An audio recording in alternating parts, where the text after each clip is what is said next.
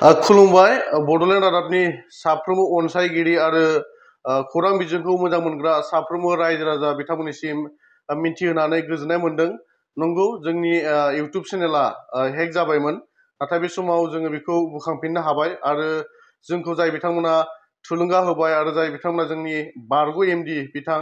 दानस्रां ब्रह्म बिथाङा जे गोख्रों नाजानायनि गेजेरजों दिनै जोङो बोखांफिननो हाबाय आरो बे समाव जोङो नोंथांमोननो मिन्थिहोयो 24 घन्टा जायनि सिगांनो जोङो थाबैनो बोखांफिननो हादों। बड'लेण्ड रादाबल' नङा,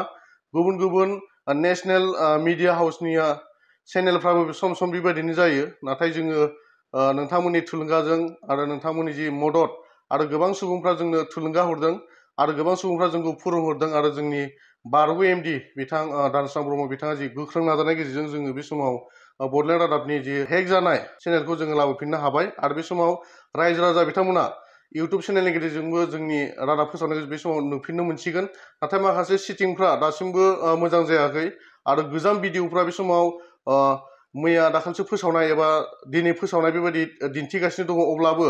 जों बे समाव 99% जोंना मोजां जाबाय होननानै जों साननो हायो आरो गासैबो मोनथाया बे समाव जोंनाव फैफिनबाय आरो जाय बिथांमोना जोंनि सायाव गाज्रि गाज्रि सोंखारिबाय जोङो बिथांमोनखौबो जोङो बे समाव साबायखर होनो सानो, मानो होनबा नोंथांमोनाबो जोंखौ थुलुंगा होदों आरो गोबां सुबुंफ्रा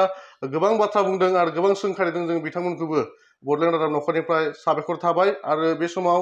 बड'लेण्ड रादाब अनसायगिरि आरो बड'लेण्ड रादाबखौ मोजां मोनग्रा आरो बड'लेण्ड रादाबखौ थुलुंगा होग्रा साफ्रोमबो रायजो राजा बिथांमोननिसिम जोङो बेखौनो मिन्थिहोनानै गोजोननाय मोनदों जे जोङो